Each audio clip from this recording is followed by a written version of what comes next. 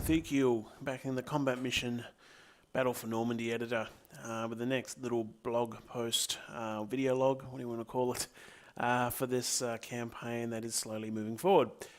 So this is where the spoilers start kicking in. So if you want to go into this campaign when it's finally released, completely clean and full of surprises, stop watching now. If you want to learn a few ideas around what I think when I try to do these type of unit rosters for scenarios that I build, listen on. This will be split into two parts. Firstly, I'll do the Allied side first, and then I'll do the German side first. I was thinking of just doing it as one big blog post, but the German side is a little bit more trickier, so I decided that probably deserves its own video. So this is sort of like picking units easy style, and then when I get to the Germans in the next part, it'll be picking units difficult style. So last warning, turn away now. Okay, so these are the units that will be the core units for the campaign. Not set in stone, but basically, this is your core force. It is centered around the 2nd Battalion of the 137th Infantry. Of the 35th Infantry Division, US of course. So basically a little bit of background firstly, which I think is very important for any type of scenario development, historical, semi-historical scenario that is, or especially for a campaign, I think even more so. You really want to try and get that balance right, and you also want to get it reflective of what these troops may have actually experienced prior to and up to the point where the player takes over. That's my thinking anyway. So basically, the 35th Infantry Division only really arrived in Normandy in a few days before this campaign or this operation is set. They landed on the 9th of July, from memory. I haven't got my notes in front of me, but the 9th of July, and they first saw real combat on the 11th of July. This campaign kicks off really on the late 12th or the early 13th. I haven't really got a real good fixed start point yet. But yeah, around literally 24, 48 hours after the campaign, they actually made first contact with the German forces. So that means this US force is not going to be this ultra experienced veteran force that's going to run ragged over German defences. The troops are not always going to be so reliable, and there's probably going to be a few cases where you really wish you had a few veteran squads I should say. So if we go through it, usually if you aren't doing any research, you're doing a fictional scenario, a good little tip is before you actually purchase units, you make sure over here that the formation is set to typical. Now what that does is basically selects anything you select on this side will be considered typical, which is Battlefronts research, which is the easy way of simply saying give me the usual force for this particular month in the campaign. If you want to really have a bit more control, you can actually go right up to excellent through to poor. So if you want to know human waves, you can actually select as such. But if you want a complete battalion of absolute shock troops, the best equipment, sorry, wrong one. If you want, you can go all the way to excellent. Not very realistic. I personally never actually use these pre-settings. I just stick it with typical and then tweak it to suit. What I did this time is I bought a typical battalion of infantry, and then I basically moved through and removed, fingers crossed when I do this I'm not going to bump into any, I removed any troops that were experienced. You'll always get the odd squad or the odd team which are usually experienced for the US forces, that is, at this part of the Normandy campaign. So that have all been removed. They have all been removed, and you'll see most of them are either regulars or mixed in with the odd green force. I could be incredibly cruel and basically make everything green, but I think for the sake of player sanity, I did give you a few regular units to work with. The 35th Infantry Division it did have a number of Italian veterans in it. Yes, not enough to suggest the whole force should be regular or full of veteran forces, but yeah, it's enough of an excuse for something like the semi-historical campaign like this to actually bump it up to a few more regulars than perhaps should be there. But yeah, don't go looking for your crack veteran platoon or anything like that. There's nothing like that hidden away in there. Overall battalion, I haven't really come across anything yet about the overall commander of the battalion force. I mean, was he a standout battalion leader or not? If you know anything about this, please flick it through to me or send me some links. But I have not come across anything yet. There is nothing in the way that the battle was fought historically that makes me think that the battalion leader was completely incompetent. I think, generally if you find, he sent off companies completely in the wrong direction, this guy ain't too good. But at the same token, there's nothing on the other side saying this guy was a masterful tactician in the hedgerows and he could just move through and clean out every single line of German resistance with minimal casualties either. So at the moment, he's a stock standard unit. I haven't given him any little soft bonuses down here. The same is for his XO team as well. Everything else, I think, is mostly just green and regulars. And I think if I move down, you're going to start bumping into some bad leaders as well. I don't think that's going to be too much of a problem if your 56mm anti-tank guns have a poor platoon leader, because I don't think these are going to be very, very central for your campaign, but you never know. And in addition, there are some standout, company commanders or platoon leaders. Even there's quite a few in this one. I may have to tweak that. But again, it will be the exception, not the rule. The other thing was, of course, granted this is a brand new battalion going into action really for the first time, there was a very, very high casualty rate among the junior officers for the US infantry forces, much, much higher than the planners expected. And basically, over time you saw this degradation of leaders. At least that's what some historians that I've read have actually commented on. I think things like Band of Brothers and all that may give us a bit of a historical viewpoint. That could have been more the exception rather than the rule again, especially compared to airborne officers versus regular stock standard infantry officers. That's probably the wrong phrase to use, but you know what I'm trying to get at. So, leadership's an interesting one. There's actually probably a few more than I probably should have actually probably cleaned this up a bit better. Maybe I will tie that down again. That's leadership in a nutshell. Again, don't expect anything brilliant, but you can expect some quality leaders to stand out. Overall, their motivation across the board is normal. I think I did that for the entire battalion. Don't expect any fanatics. If you're not too sure, POR is Russian Human Waves, 1941. Fanatic is they will just never surrender, and they will die where they stand, essentially. I don't actually... sorry, just sort of side thought. I don't know if the 4.0 infantry issues would affect that or not, if the fanatics would actually bolt or not. Anyway, it's not... these ones are... I don't think I've actually even ever used... Oh, and I have used those in the Lions of Carpiquet campaign. Or Carpiquet... Me and French, everyone on this channel knows my views on my ability to speak French, I should say. I think there was quite a few in one of those missions where the first attempt to take the village, there was a lot of extreme and fanatic troops.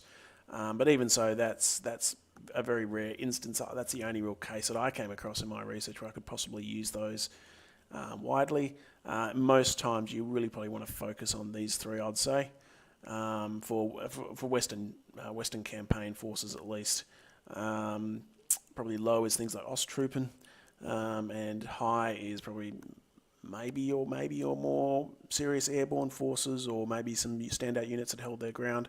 But yeah, fanatic units and that, I think that's more again the exception, not the rule. Going into a complete battalion of fanatics would just ruin any type of player experience, that's for sure. Fitness, again, this is a across the board fit. They're a fresh battalion off the boat essentially, so no issues there. We talked about leadership already. Supply, okay, supply is interesting. So supply, everyone will start out full. That's not a problem. This is going to be the campaign file, which I'll get to in another blog. So I do want to set them for their starting condition to be fully equipped, lots of ammo, ready to go.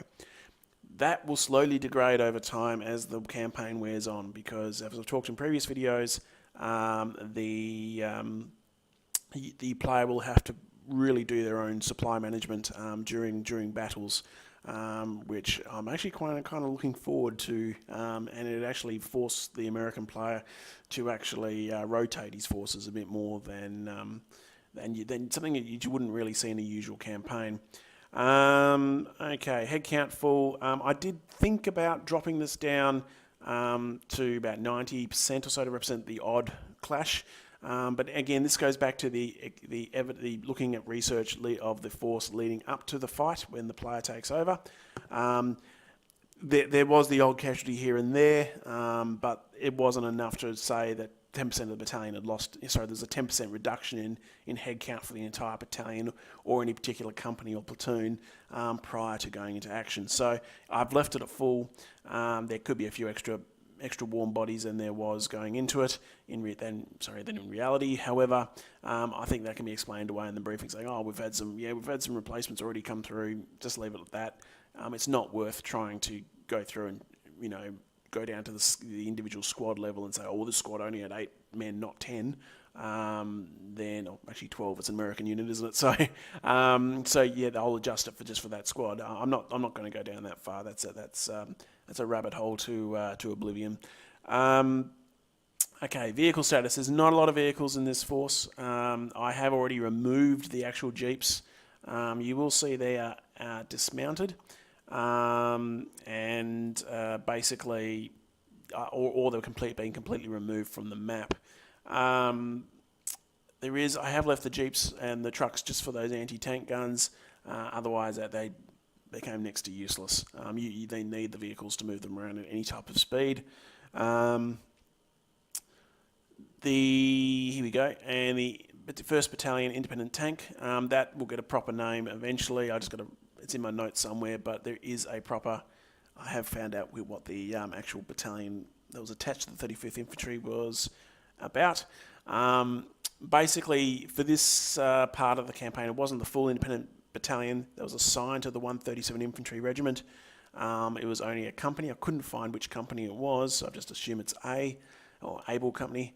And what they basically did was they assigned a platoon, the equivalent of a platoon, to each battalion, each of the 3 battalions that are advancing towards St. Lo. So the 2nd Battalion, of course, which you're commanding here, only really gets the 1 platoon. I have swapped out one of the standard Shermans, however, with the 105, which I'm assuming we carried in from the HQ section of the company. There's no evidence to suggest that actually occurred. However, basically, I just thought that's a bit of variety for the US player, and that one extra big gun that they can bring in up close if they need to bust open that bunker or that strong point. Yeah, I don't mind making little concessions like that, just to give the player a little bit of variety, especially if they're using the same force over and over again. You'll notice there are no rhinos. I have talked about that in the past, I think in a blog or in some of the forum posts. I did want to really include rhinos. Rhinos weren't officially around until, sorry, mouth is going a bit dry. Got to drink a bit. I'm just doing this casually on a weekend if you haven't noticed, so excuse me. Rhinos weren't around until Cobra officially. However, in the weeks leading up to Cobra, especially this 1 week before, or this is 2 weeks before Cobra, I think, there certainly was a lot of testing going on, a lot of ad hoc, division-specific ways of getting around hedgerows. Now, the 35th Infantry, the best that I found was they used the method around attaching wooden spikes or logs to the base forward front of the tank. I'm not a tank expert. The bottom lower hull, just where you expect to find the Rhino attachment, and they were actually plough into the hedgerows, form these big holes. The engineers will come along and pack them full of TNT. One big explosion later, you've got a nice big hole to drive a tank through, or push your infantry through. That obviously is not doable in the combat mission engine, so I thought, okay, I'll just use the Rhinos, and they will be able to do it. The problem there, it goes back to the map not being able to save the map state into follow-on engagements. So you'd have the fastest growing hedgerows in history between battles. It would have become too cumbersome on the player and annoying that when the player pushes through a couple of hedgerows with a Rhino tank and then has to do it all over again for the follow-on engagement, it wasn't a good idea. Just in my head, at least, it wasn't working. So I have removed the Rhinos, and you've gone back to straight M4s. This is one thing I'm still struggling with on another campaign, or series of scenarios more accurately, I'm working on, which is around Aracor. Trying to find out which variants of Shermans actually were attached to which battalions or which divisions is a real nightmare. So if anyone knows the independent tank battalions that were attached to the infantry divisions in Normandy, if anyone knows which variant of Sherman they're more likely to have, please let me know. The only thing I can sort of say with some certainty is they probably weren't 76mm, especially because they're doing infantry support. I'm thinking they would have stuck with their 75mm a lot longer. But yeah, I don't know if it's an M4A1 or an M4A3 or a regular M4. So, or again, also which is it, early vehicles or late vehicles. I'm less worried about that. I'm more worried about this. So yeah, if you know anything about this, please send me a message in the forums or below in this YouTube vid. But yeah, they're the core units. So that means there's no real replenishment for vehicles going to occur in this campaign at all. So you lose one of these tanks, that's it. Goodbye. There was certainly no evidence to suggest the independent tank battalion that was attached had enough replacement vehicles in the depot to keep words will come out eventually, pumping them forward to replace the frontline units. Indeed, more generally across the board, the Americans completely underestimated how many tanks they were going to lose in the fighting. I think there was a stat somewhere. I think it was the Chieftain found it. If you don't know who the Chieftain is, just Google him.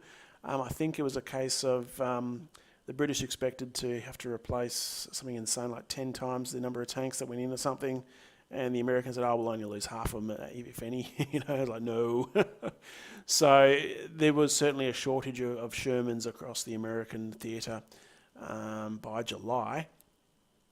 In terms of infantry, replacements will be occurring gradually, very, very gradually over time. So you can have a company in the back lines recuperating overnight to build up its forces. But again, with the campaign dictated by timings, that means you are slowing down your overall rate of or chance of victory. But yeah, so they're the core units. The stuff that's not included in this is the stuff you'll only get for like one scenario, one special case. Or something in which you don't need really need to worry about the ammunition for because it's off map, like the Cannon Company. So you can expect, I think, some howitzers. Each regiment had a Cannon Company attached to it, which was generally the M3 howitzer. So yeah, these I will control as a scenario designer when you get these. Don't expect them all the way up front, but you may get them if you're like lagging behind historically. You need a bit of help to push forward. Keeping in mind that it wasn't really used to use heavy artillery in the hedgerows because the ranges were so tight between friendly and enemy forces that the risk of friendly fire was far too great. So get to love your mortars, that's for sure. But yeah, that's not saying you get some fun with some big caliber weapons. The other thing which could come along is probably air support. I'm not really keen on having these massive. That doesn't actually display what they've got. I'm going to have to go into the 3D view. Maybe the rockets. It's a P-47, isn't it? Yeah. I'm thinking maybe the Mustangs. I'm not too sure which. I've got to really look into, if anyone knows, the tactical air wing that was attached to this particular corpse. Were they P-47s or P-51s? I'm not too sure. But I will just see. I'll just load that up in the editor. Sorry, in the 3D preview.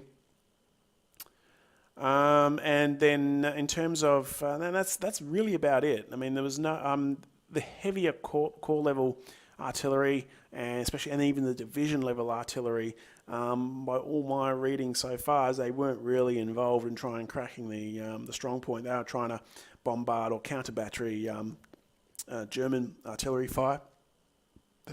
Excuse me, that was further up the hill, or they were already shelling St. Lo itself, and moving and pushing, making St. Lo into that ruined rubble pile that it became famous for when it was captured. So let's just deploy the Allied forces. Nice and quick. Oh, I say that. Almost there. There we go. Okay, so this is your core force. So, and those are the little additional things I just added on. So you can see. Let me just turn this sound off. There we go. So, so basically here, there is your core force. A lot of infantry. This is an infantry-focused campaign. Actually, where are the tanks? I'm missing my tanks. Is that a bug? Where are the tanks? Okay, I have to look into that. Maybe I put them as... No, they shouldn't be a reserve. Yeah, where are the tanks? Good question. If there's a beta tester watching this, contact me. All right. So let's just look at the artillery. So you got all the on-map mortars. So that's all the... Oh, there we go. So that's all the organic to the battalion mortar support. They will likely always be on map. You have to protect them. I think pushing things like organic elements to off map, especially in larger scenarios, I think that's cheating. They're sort of making them immune to enemy fire, or it makes life too easy for the player. However, yeah, the much bigger ones, the M3s. 105 howitzers, there we go. So they will be in play for the odd scenario. Let's look at that Air Force. Because I don't have a forward observer, I've got to keep that in mind. You will have to get a forward observer for the scenarios the air support rocks up in, unless I'm pretty sure the battalion can't control it. No, they can't. Okay, let me just go back. Okay, let's delete that, and while I'm here.